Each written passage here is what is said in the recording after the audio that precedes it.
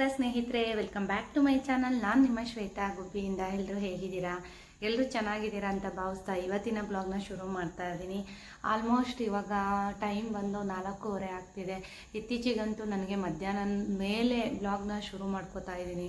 ಯಾಕೆಂದರೆ ತುಂಬ ಕೆಲಸ ಇರೋದ್ರಿಂದ ಇವಾಗ ನೋಡಿ ಈ ಕಡೆ ಸೈಡ್ ಡೋರ್ ಲಾಕ್ ಮಾಡಿದ್ದೀನಿ. ಯಾಕೆ ಅಂತಂದರೆ ಯಾರಾದರೂ ಬೇರೆಯವರು ಇದ್ದರೆ ನನಗೆ ಮಾತಾಡೋದಕ್ಕೆ ಅಷ್ಟೊಂದು ಕಂಫರ್ಟಬಲ್ ಅನಿಸೋದಿಲ್ಲ. ಅದಕ್ಕೋಸ್ಕರ ಇಲ್ಲಿ ಪಕ್ಕದಲ್ಲಿ ಸೈಟ್ ಖಾಲಿ ಇದೆಯಲ್ಲ, ಅಲ್ಲಿ ಸೆಟ್ ಕಟ್ಕೊತಾ ಇದ್ದಾರೆ.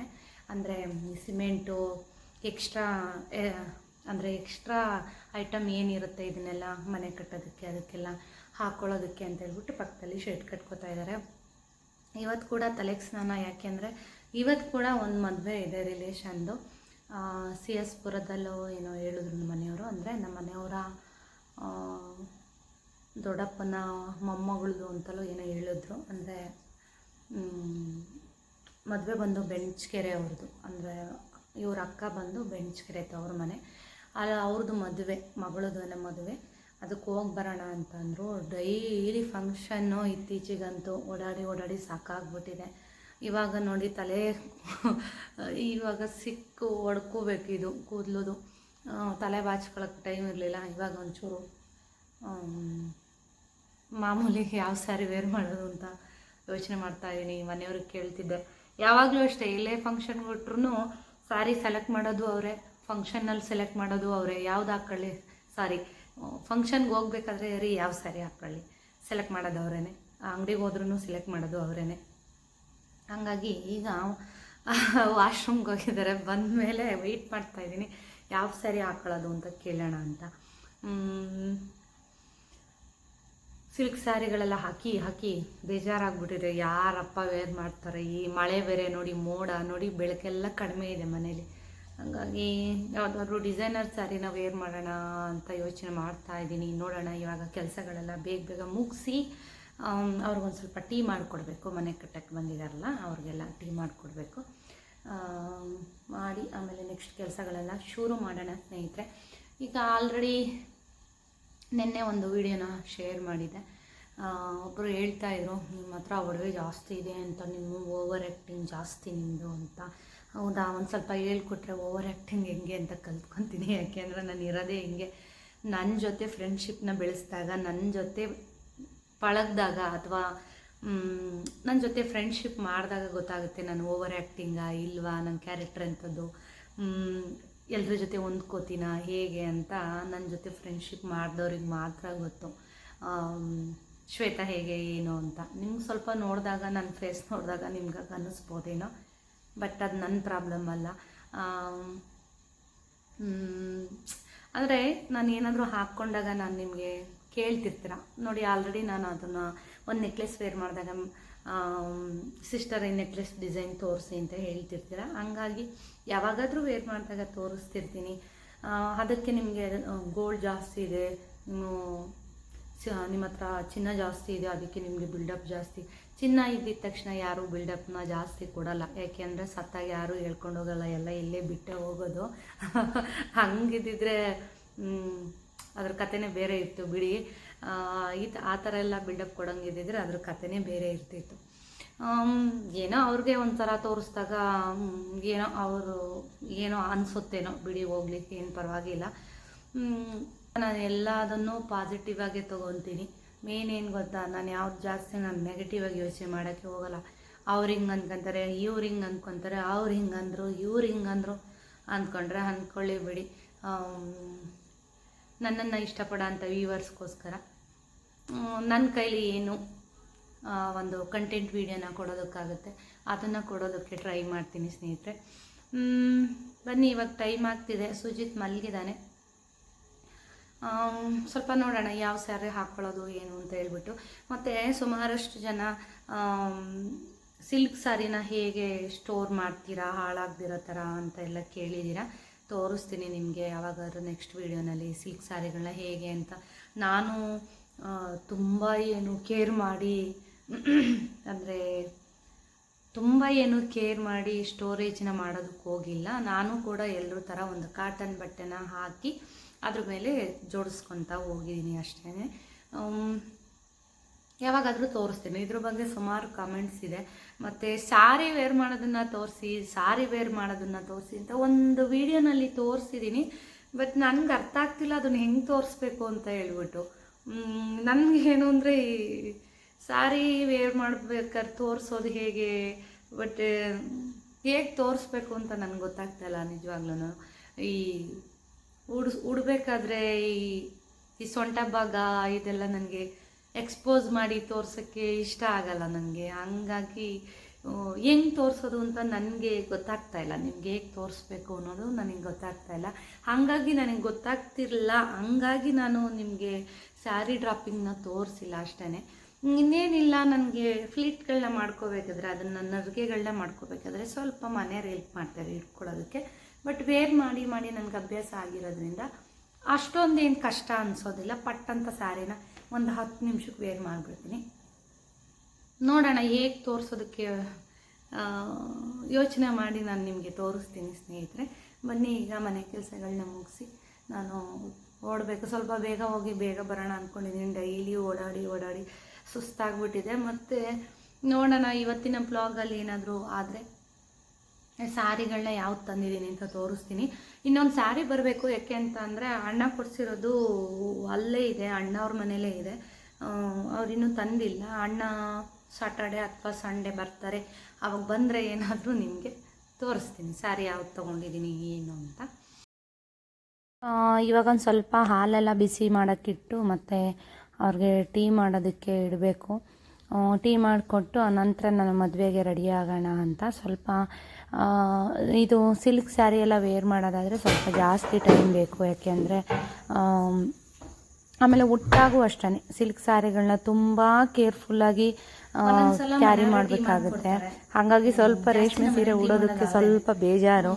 ಒಂದೊಂದ್ಸಲ ನಾನು ಬೇರೆ ಕೆಲಸ ಮಾಡ್ತಿದ್ರೆ ಅವ್ರು ಟೀ ಮಾಡ್ತಾರೆ, ಇಲ್ಲಾಂದರೆ ಅವ್ರು ಬೇರೆ ಕೆಲಸ ಮಾಡ್ತಿದ್ರೆ ನಾನು ಟೀ ಮಾಡಿಕೊಡ್ತೀನಿ. ಬಟ್ ಇವಾಗ ಹಾಲನ್ನ ಬಿಸಿ ಮಾಡೋದಕ್ಕೆ ಇಟ್ಟಿದ್ದೀನಿ. ಬ್ಲೌಸು ಮಹಾಲಕ್ಷ್ಮಿ ಹಬ್ಬದ್ದು ಅಮ್ಮನವ್ರಿಗೆ ಹಾಕಿದಂಥ ಸ್ಯಾರಿ ಏನಿದೆ ಅದು ಸ್ಟಿಚ್ಚಿಗೆ ಕೊಟ್ಟಿದೆ.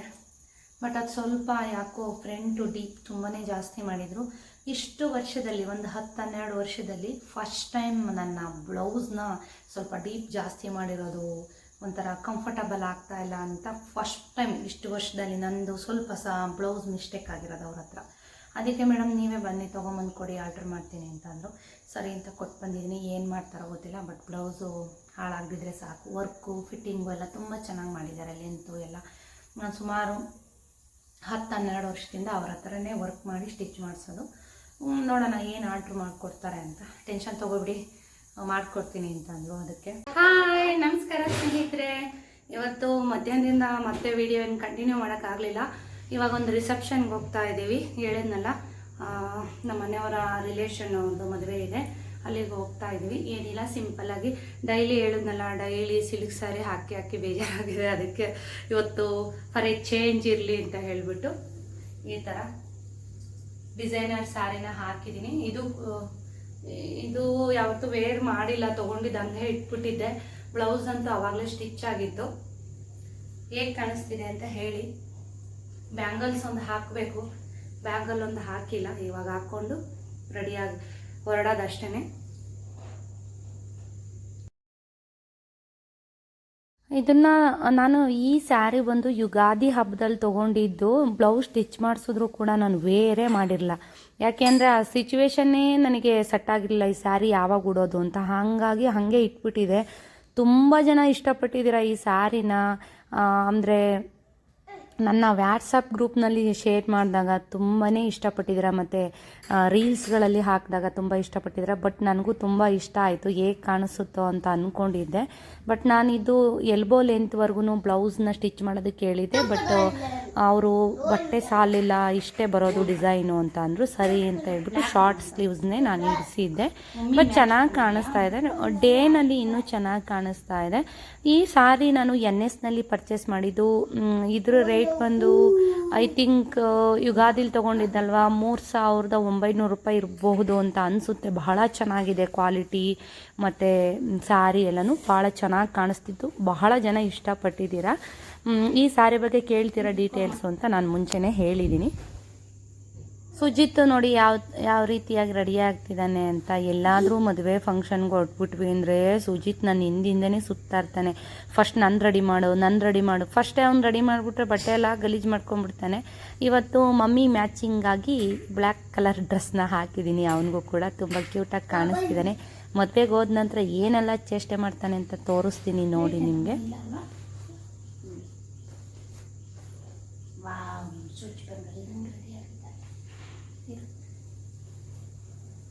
ಪೌಡ್ರ್ ಹಾಕ್ತೀನಿ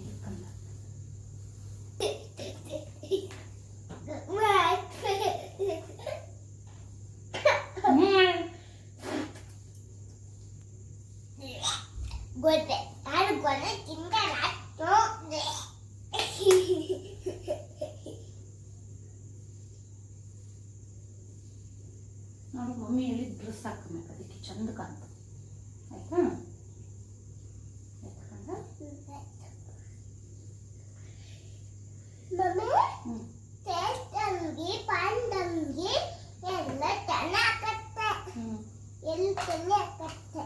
ಎಷ್ಟು ತಲೆ ತಿಂತಿರ್ತಾನೆ ಸುಜಿತ್ ಅಂದರೆ. ಅವನ ಬಾಯಿ ಒಂದು ಸೆಕೆಂಡು ಸುಮ್ಮನಿರಲ್ಲ ಅವನಿಗೆ. ಯಾವಾಗಲೂ ಅಷ್ಟೇ ಮಾತಾಡ್ತಿರ್ತಾನೆ. ಚೌಟ್ರಿಲಂತೂ ಎಲ್ಲ ಅಟ್ರಾಕ್ಷನ್ ಇವನ ಕಡೆನೇ ಎಳಿತಾ ಇದ್ದ ಎಲ್ರದ್ದು. ಏಕೆಂದರೆ ಅಲ್ಲಿ ಡಿಸೈನಾಗಿ ಫೋಟೋ ತೆಗಿಯೋದು. ಒಂದು ಹಳೆ ಫೋನ್ ಇದೆ ಅವನದು ಮನೇಲಿ, ನಂದು ಅದು. ಅಂದರೆ ಭಾಳ ವರ್ಷ ಆಗಿದ್ದದು ತೊಗೊಂಡು. ಅದು ಕೆಟ್ಟೋಗಿದೆ, ಸುಮ್ಮನೆ ಅದನ್ನು ಬಿಸಾಕಿದ್ದೀನಿ. ಎಲ್ಲಾರ ಹೊರಟ್ರೆ ಸಾಕು, ಎಲ್ಲರೂ ಇಟ್ಕೋತೀವಲ್ವ ಫೋನು. ಹಾಗೆ ಇವನು ರೆಡಿಯಾಗಿದ್ದ ತಕ್ಷಣ ಪ್ಯಾಂಟ್ ಜೋಬ್ಗೆ ಆ ಫೋನ್ ಇಟ್ಕೊಂಬಂದ್ಬಿಡ್ತಾನೆ. ನಂಗೆ ಗೊತ್ತೇ ಆಗಿರೋದಿಲ್ಲ ಎಲ್ಲಿ ತೆಗಿತಾನೆ ಅದನ್ನು ಅಂತಂದರೆ. ಚೌಟ್ರಿಗೆ ಹೋದಾಗ, ಫಂಕ್ಷನ್ಗೆ ಹೋದಾಗ ತೆಗೆದು ಸ್ಟೈಲಾಗಿ ಮಾತಾಡೋದು ನೋಡಬೇಕು, ಫೋಟೋಗಳನ್ನ ತೆಗಿಯೋದು ನೋಡಬೇಕು. ಅವ್ನು ನೋಡ್ತಾ ಇದ್ರೆ ನನಗೆ ಚೌಟ್ರಿನಲ್ಲಿ ನಗು ತಡೆಯೋಕ್ಕಾಗ್ತಿರಲ್ಲ. ಅಷ್ಟೊಂದು ಆ ಅವತಾರಗಳನ್ನ ಆಡ್ತಾ ಇದ್ದ. ನೋಡಿ ಫೈನಲಾಗಿ ಈ ಥರ ರೆಡಿಯಾಗಿದ್ದಾನೆ. ಅವ್ರ ಪಪ್ಪಂಗೆ ನೀವು ರೆಡಿಯಾಗಿ ಅಂತ ಹೇಳ್ತಿದ್ದಾನೆ. ಇವನು ರೆಡಿ ಆಗೋವರೆಗೂ ಎಷ್ಟು ಸಲ ರೂಮಿಗೆ ಬಂದುಬಿಡ್ತಾನೋ ಗೊತ್ತಿಲ್ಲ. ನನಗೆ ಫ್ಯಾನ್ಸಿ ಸ್ಯಾರಿಗಳು, ಡಿಸೈನರ್ ಸ್ಯಾರಿಗಳು ಚೆನ್ನಾಗಿ ಕಾಣಿಸುತ್ತಾ ಅಥವಾ ಸಿಲ್ಕ್ ಸ್ಯಾರಿಗಳು ಚೆನ್ನಾಗಿ ಕಾಣಿಸುತ್ತಾ ಅಂತ ನೀವೇ ನನಗೆ ಕಮೆಂಟ್ನಲ್ಲಿ ತಿಳಿಸಿ. ಸುಮಾರಷ್ಟು ಜನ ನೀವು ಯಾವ್ದು ಹಾಕ್ಕೊಂಡ್ರೂ ಚೆನ್ನಾಗಿ ಕಾಣಿಸ್ತೀರಾ ಅಂತ ಕಮೆಂಟ್ ಮಾಡ್ತಾ ಇರ್ತೀರಾ. ಬಿಂದಿ ಕೂಡ ಸಿಂಪಲಾಗಿ ಇಟ್ಟಿದ್ದೀನಿ. ಸ್ವಲ್ಪ ಬೆಳಕಿಗೆ ಅದು ಕಾಣಿಸ್ತಾ ಇಲ್ಲ. ಏನಿಲ್ಲ, ಸಿಂಪಲಾಗಿ ಒಂದು ನೆಕ್ಲೆಸ್ ವೇರ್ ಮಾಡಿ, ಒಂದು ಇಯರಿಂಗ್ಸ್ನ ಹಾಕ್ಕೊಂಡು, ಒಂದೇ ಒಂದು ಬ್ಯಾಂಗಲ್ಸ್ನ ಹಾಕ್ಕೊಂಡು ಹೊರಡ್ತಾ ಇದ್ದೀನಿ. ಮದುವೆ ಇರೋದು CS ಪುರ ಚೌಟ್ರಿನಲ್ಲಿ, ಅಂದರೆ ರೋಡ್ ಸೈಡ್ನಲ್ಲೇ ಬರುತ್ತೆ ಚೌಟ್ರಿ ಅದು. ನಾನು ಕೂಡ ಆ ಚೌಟ್ರಿಗೆ ಫಸ್ಟ್ ಟೈಮ್ ಹೋಗ್ತಾ ಇರೋದು. ತುಂಬ ದೂರ ಏನಾಗೋದಿಲ್ಲ ಗುಬ್ಬಿಯಿಂದ. ಅಂದರೆ ಮೇಯ್ನ್ ರೋಡು ತುಂಬ ಚೆನ್ನಾಗಿರೋದ್ರಿಂದ ತುಂಬ ಏನು ದೂರ ಆಗೋದಿಲ್ಲ. ನನಗನ್ನಿಸು ನಾವು ಬೇಗ ಹೋಗಿದ್ವಿ ಅಂತ. ಆಲ್ರೆಡಿ ನಾವು ಇಲ್ಲಿ ಮನೆ ಬಿಟ್ಟಾಗ 7:10 ಆಗಿತ್ತು. ರೋಹಿತ್ ಮನೆ ಹತ್ರ ಇದ್ದ. ನಾವು 3 ಜನ ಹೋಗಿದ್ದು. ನೈಟ್ ಆಗಿರೋದ್ರಿಂದ ಡ್ರೈವರ್ನ ಕರ್ಕೊಂಡು ಹೋಗಿದ್ವಿ. ನಾವು ಹೋದಾಗ ಒಂದು 7:45 ಇಷ್ಟೇನೋ ಆಗಿತ್ತು ಅಂತ ಅನಿಸುತ್ತೆ ಟೈಮು. ಬಟ್ ಹೆಣ್ಣು ಗಂಡನೇನಿನ್ನು ಕೂರಿಸಿರಲಿಲ್ಲ. ಇಲ್ಲೇನು ಡಿಸ್ಟರ್ಬೆನ್ಸು ವಾಯ್ಸ್ ಓವರ್ ಕೊಡಬೇಕಾದ್ರೆ ಅಂದರೆ, ಸುಜಿತ್ತು ಅವ್ರ ಪಪ್ಪನ ವೀಲ್ ಚೇರ್ನೆಲ್ಲ ರಿಪೇರಿ ಮಾಡ್ತಾಯಿದ್ದಾನೆ. ಅವ್ರು ಬಂದರೆ ಗ್ಯಾರಂಟಿ ಪೆಟ್ಟು ಬೀಳುತ್ತೆ ಅವನಿಗೆ. ನೋಡ್ತಾ ಇದ್ರೆ ಚೌಟ್ರಿ ಬಂತು. ಮನೆಯವ್ರಿಗೆ ಬಂದ್ರಿ ಹೋಗೋಣ ಮೇಲೆ ಅಂದೆ. ಇಲ್ಲ ಹೋಗ್ಬೋಗು, ಎಷ್ಟೊತ್ತು ರಿಸೆಪ್ಷನ್ ಮುಗಿಸ್ಕೊಂಡು ಬಂದ್ಬಿಡು, ಹೋಗೋಣ ಮನೆಗೆ ಅಂತ ಅಂದರು. ಸರಿ ಅಂತ ಅವ್ರ ಅಣ್ಣ ಎಲ್ಲ ಬಂದು ಅಲ್ಲೇ ಮಾತಾಡಿಸಿ ಅಲ್ಲೇ ಊಟ ಎಲ್ಲ ಕೊಟ್ಟಿದ್ರು. ಊಟ ಮಾಡ್ತಾಯಿದ್ರು ನಮ್ಮ ಮನೆಯವರು ಕಾರಲ್ಲೇ. ಈ ರೀತಿಯಾಗಿ ಸಿಂಪಲ್ಲಾಗಿ ಎಲಿಗೆಂಟಾಗಿ ಮದುವೆ ಚೌಟ್ರಿನ ರಿಸೆಪ್ಷನ್ಗೆ ಈ ರೀತಿಯಾಗಿ ರೆಡಿ ಮಾಡಿದ್ರು. ಬಟ್ ಇಲ್ಲಿ ಏನಾಯಿತು ಅಂದರೆ, ನನಗೆ ಫೌಂಡೇಶನು ನನ್ನ ಮೇಕಪ್ಗೆ ಖಾಲಿ ಆಗಿಬಿಟ್ಟಿದೆ. ನಾನು ನೋಡಿಕೊಂಡೇ ಇಲ್ಲ, ತೊಗೊಬರ್ಬೇಕು. ಬಟ್ ಏನೋ ಮೇಕಪ್ ಏನು ಮಾಡ್ಕೊಳ್ಳಿಲ್ಲ. ಏನಿರುತ್ತೆ ಅದನ್ನು ಅಡ್ಜಸ್ಟ್ ಮಾಡ್ಕೊಂಡು ಹಾಕ್ಕೊಂಡು ಬಂದೆ. ನೆಕ್ಸ್ಟ್ ಏನಾದರೂ ಟೌನ್ಗೆ ಹೋದರೆ ತೊಗೊಬರ್ಬೇಕು. ಮದುವೆ ನೋಡಿ ಈ ರೀತಿಯಾಗಿ ರೆಡಿ ಆಗಿತ್ತು. ಸುಜಿತ್ತು ಫೋಟೋ ತೆಗಿಯೋದು, ಬಂದಿರೋರನ್ನೆಲ್ಲ ಮಾತಾಡ್ಸೋದು. ಇವಾಗ ನಿಲ್ಲಿಸ್ತಿದ್ದಂಗೆ ಜನ ಜಾಸ್ತಿ ಆದರು. ಅಂದರೆ ಏನನ್ಬೋದು ಅಂದರೆ, ನಮ್ಮ ಮನೆಯವ್ರಿಗೆ ಅಕ್ಕನ ಮಗಳಾಗಬೇಕು ಹುಡುಗಿ, ನಮ್ಮ ಕಡೆ ರಿಲೇಷನ್ನು. ಹುಡುಗ ಏನೋ ಇಂಡಿಸ್ಕೆರೆ ಅಂತ ಏನೋ ಹೇಳಿದ್ರು. ಸಣ್ಣದಾಗಿ ಒಂದು ವಿಡಿಯೋ ಕ್ಲಿಪ್ಪಿಂಗ್ನ ತೊಗೊಂಡು ಮತ್ತು ನಾನು ಯಾರಿಗೂ ರಿಲೇಷನ್ನವ್ರಿಗೆ ಯಾರಿಗೂ ವೆಯ್ಟ್ ಮಾಡೋಕ್ಕೆ ಹೋಗಲಿಲ್ಲ, ನಮಗೆ ಹೋಗೋದಕ್ಕೆ ಲೇಟ್ ಆಗುತ್ತೆ ಅಂತ ಹೇಳ್ಬಿಟ್ಟು. ನಮ್ಮೂರಿಂದ ಯಾರೂ ಏನು ಅಷ್ಟೊಂದು ಜನ ಬಂದಿರಲಿಲ್ಲ, ಎಲ್ಲ ಮುಹೂರ್ತಕ್ಕೆ ಬರ್ತಾರೆ ಅಂತ ಅಂದರು. ನೋಡಿ ಇವಾಗ ರಶ್ ಆಗ್ತಾಯಿತ್ತು. ಹಾಗಾಗಿ ನಾವು ಗಂಡು ಹೆಣ್ಣಿಗೆ ವಿಶ್ ಮಾಡಿ ಮತ್ತು ಊಟ ಮಾಡಿಕೊಂಡು ಅಲ್ಲಿಂದ ಹೊರಟ್ವಿ. ಸುಜಿತ್ನ ತೋರಿಸ್ತಾ ಇದ್ದೀನಿ ನೋಡಿ. ಅಲ್ಲಿಂದ ಬಂದು ನಮ್ಮ ಮನೆಯವ್ರ ಜೊತೆ ಒಂದು ವೀಡಿಯೋಸ್ನ ತೊಗೊಂಡು ಊಟ ಎಲ್ಲ ಆಯಿತು. ಮನೆಯವ್ರದ್ದು ಊಟ ಎಲ್ಲ ಆಗಿತ್ತು. ಅಲ್ಲಿಂದ ಬಂದ್ವಿ. ಇನ್ನು ನೆಕ್ಸ್ಟ್ ಡೇ ಮಾರ್ನಿಂಗು ಇದು ವೀಡಿಯೋನ ನಾನು ತೊಗೋತಾ ಇದ್ದೀನಿ. ಅಂತ ಅಂದರೆ ಇದು ನೆಕ್ಸ್ಟ್ ಡೇ ಮಾರ್ನಿಂಗು ಅಂದರೆ ಶುಕ್ರವಾರ. ನಾವು ಹೋಗಿದ್ದು ಗುರುವಾರದ ಬ್ಲಾಗ್ ನಾನು ನಿಮಗೆ ಶೇರ್ ಮಾಡಿರೋದು. ಶುಕ್ರವಾರದ ಬ್ಲಾಗ್ ಕಂಟಿನ್ಯೂ ಆಗ್ತಾಯಿದೆ. ಇವಾಗ ಮನೆ ಕೆಲಸ ಎಲ್ಲ ಮುಗಿಸ್ಕೊಂಡು ಇನ್ನೂ ನಡೀತಾ ಇದೆ. ಅಂದರೆ ಬಟ್ಟೆಗಳೆಲ್ಲ ವಾಶ್ ಮಾಡಿ, ಒಂದಷ್ಟು ಹ್ಯಾಂಡ್ ವಾಶ್ ಮಾಡೋದಿತ್ತು, ಅದನ್ನೆಲ್ಲ ವಾಶ್ ಮಾಡಿ, ಮತ್ತು ಒಂದಷ್ಟು ಮಿಷಿನ್ಗೆ ಹಾಕೋದಿತ್ತು, ಅದನ್ನು ಹಾಕಿ. ಯಾಕೋ ತುಂಬ ಮಳೆ ಚಳಿ ಅಂತ ಅನ್ನಿಸ್ತಾ ಇತ್ತು. ಹಾಗಾಗಿ ಸುಜಿತ್ನ ಮಲಗಿಸಿ ಸ್ವೆಟರ್ನ ಹಾಕ್ಕೊಂಬಂದೆ. ಚಳಿ ಅನ್ನಿಸ್ತಾ ಇತ್ತು. ಇವಾಗ ಬಟ್ಟೆಗಳೆಲ್ಲ ನನಗೆ ಹೇಳಿದ್ನಲ್ಲ ಸ್ನೇಹಿತರೆ, ಇತ್ತೀಚೆಗೆ ಬೆಳಗ್ಗೆಯಿಂದ ಬ್ಲಾಗ್ನ ಮಾಡ್ಕೊಳಕ್ಕಾಗ್ತಾ ಇಲ್ಲ. ತುಂಬ ಕೆಲಸ ಮತ್ತು ಕಷ್ಟ ಆಗ್ತಿದೆ ಮಾಡ್ಕೊಳ್ಳೋದು. ಹಾಗಾಗಿ ನಾನು ಮಧ್ಯಾಹ್ನ ಅಥವಾ ಈವ್ನಿಂಗಿಂದ ಬ್ಲಾಗ್ನ ಶುರು ಮಾಡ್ಕೋತಾ ಇದ್ದೀನಿ ಇತ್ತೀಚೆಗೆ. ಇವತ್ತು 2 ದಿವಸದ ಬಟ್ಟೆ ಉಳಿದ್ಬಿಟ್ಟಿತ್ತು. ಸಾಮಾನ್ಯವಾಗಿ ಅವತ್ತೇ ಬಟ್ಟೆಗಳನ್ನ ವಾಶ್ ಮಾಡ್ಕೊಂಡ್ಬಿಡ್ತೀವಿ. Sujith, Rohith school uniform, college uniform ಎಲ್ಲ ಕೈಯಲ್ಲಿ ವಾಶ್ ಮಾಡ್ತೀನಿ. ಮಿಕ್ಕಿದ್ದೆಲ್ಲ ಡೈಲಿ ವೇರ್ ಬಟ್ಟೆಗಳೆಲ್ಲ ನಾನು ಮಿಷಿನ್ಗೆ ಹಾಕ್ತೀನಿ. ಟೈಮ್ ಇತ್ತು ಅನ್ನೋದಾದರೆ ಇದನ್ನು ಕೂಡ ಎಲ್ಲ ನೆನೆಸಿ ಉಜ್ಜಿ ಆಮೇಲೆ ವಾಷಿಂಗ್ ಮಿಷಿನ್ಗೆ ಹಾಕೋದು. ಇಲ್ಲ ಅಂತಂದರೆ ಹಾಗೇ ಹಾಕ್ತೀವಿ, ಟೈಮ್ ಇಲ್ಲ ಅನ್ನೋದಾದರೆ. ಇವತ್ತು ಶುಕ್ರವಾರ ಆಗಿರೋದ್ರಿಂದ ನಾನು ಬೆಳಗ್ಗೆನೇ ಎಲ್ಲ ಕ್ಲೀನ್ ಮಾಡ್ಕೊಂಡು ಬಂದೆ ಮೇಲೆಲ್ಲ. ವರಮಹಾಲಕ್ಷ್ಮಿ ಹಬ್ಬ ಇದೆ, ಇನ್ನೂ 1 ತಿಂಗಳಿದ್ದಂಗೆ ಎಕ್ಸಸೈಸ್ಗಳೆಲ್ಲ ಸ್ವಲ್ಪ ನಿಲ್ಲಿಸ್ಬಿಟ್ಟೆ. ಬಟ್ ಇವಾಗ ಸ್ಟಾರ್ಟ್ ಮಾಡೋಣ ಅಂತ 3 ದಿವಸದಲ್ಲಿ ಸ್ಟಾರ್ಟ್ ಮಾಡಿದೆ. ಮತ್ತು ನನ್ನ ಪೀರಿಯಡ್ ಬಂತು, ಹಾಗಾಗಿ ಸ್ಟಾಪ್ ಆಗಿದೆ. ಮತ್ತು ಇನ್ನು ಗೌರಿ ಹಬ್ಬ ಅಂದ್ಕೊಂಡು ಏನೇನಾಗುತ್ತೆ ನೋಡಬೇಕು. ಇವತ್ತು ಶುಕ್ರವಾರ ಅಂದರೆ ನಮ್ಮ ಮನೆಯವ್ರು ನಾಳೆ ಶನಿವಾರ ಅಂತವ್ರೆ.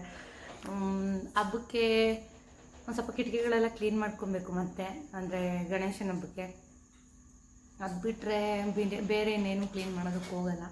ಸ್ವಲ್ಪ ಕಿಟಕಿಗಳೆಲ್ಲ ಕ್ಲೀನ್ ಮಾಡಿಕೊಂಡು ಮಾಮೂಲಿ ಪೂಜಾ ರೂಮ್ ಕ್ಲೀನ್ ಮಾಡ್ಕೊಳ್ಳೋದು. ಸ್ವಲ್ಪ ಬ್ಲಾಗ್ ಮಾಡೋದಕ್ಕೆ ಸ್ವಲ್ಪ ಕಷ್ಟ ಆಗ್ತಾಯಿದೆ, ಏಕೆಂದರೆ ಹೊರಗಡೆ ಎಲ್ಲ ಓಡಾಡ್ಕೊಂಡೆಲ್ಲ ಮಾಡ್ತಿದ್ದೆ. ಸ್ವಲ್ಪ ಯಾರಾದರೂ ಇದ್ದರೆ ಹೇಳಿದ್ದು ನನಗೆ ಕಂಫರ್ಟಬಲ್ ಆಗೋಲ್ಲ ನನಗೆ. ಹಾಗಾಗಿ ಮನೆ ಒಳಗಡೆ ವಿಡಿಯೋ ಅಷ್ಟೇ ಇದೆ. ಒಂದೇನು ಖುಷಿ ಅಂತಂದರೆ ಗಣೇಶ ಹಬ್ಬ ಶುಕ್ರವಾರ ಶನಿವಾರ ಬಂದಿದೆ. ಹಾಗಾಗಿ ಅದೊಂದೇ ಖುಷಿ ಅಂತ ಹೇಳ್ಬೋದು. ಯಾಕೆಂದರೆ ಶನಿವಾರ ಬಂದರೆ ಹಬ್ಬ ಒಂದು ಸ್ವಲ್ಪ ನೆಮ್ಮದಿ ನಿರಾಳ. ಯಾಕೆಂದರೆ ಶನಿವಾರ ವಾರ ಅಲ್ವಾ ನಮ್ಮದು.